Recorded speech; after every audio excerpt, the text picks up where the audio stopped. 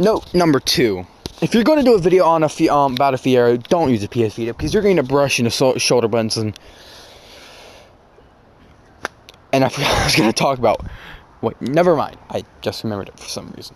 Anyway, our first priority is getting this car covered. Hopefully, this time the cover will stay. Because seriously, we had like crap ton of covering for this thing, and it all disappeared. And honestly, if you guys are wondering, well, why haven't you? Well, I don't know. I guess I never really had an interest in cars, and I guess I never really felt the need to put the cover on it since it was technically my dad's car up until now, which we're gonna start working on it. So I guess that means it's my responsibility to keep it safe too. So we'll see what we can do with cover. We can make sort of like a rudimentary solution, cover up the windows, try to get some form of covering for the car itself until probably March or February. We can get the windows back in. Next on that list, what do you guys, as I said for the first time in this video, 2 videos since this retarded vehicle wants to, and Sony's retarded placement of camera buttons, but that's not the topic of this video. I will make a video on that soon. Moving on, what should we do after we get the windows put in? I don't know what we should do. And to be honest, yeah, it's pretty much what I was going to sum up this video about. But there was a second topic I wanted to discuss with you guys. It has recently come to my attention that the Fiero may not perform as well as I first thought. While it's still a well-performing car, it's just 2 things. One, the car is extremely, well, not extremely old for a car. Or old. Whatever. That's up to you. Your guys' discussion. That's totally up to you.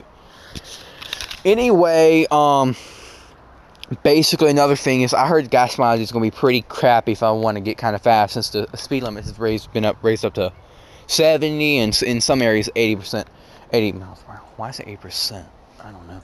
Anyway, it's like I heard you can get up to 17 miles per gallon and 20 miles per gallon. I'm like, that.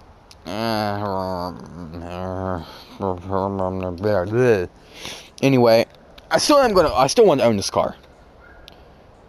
This car will be mine, and if anyone tries to steal it, I will kick you in the balls. Yes, I just said balls. Get over it. Anyway,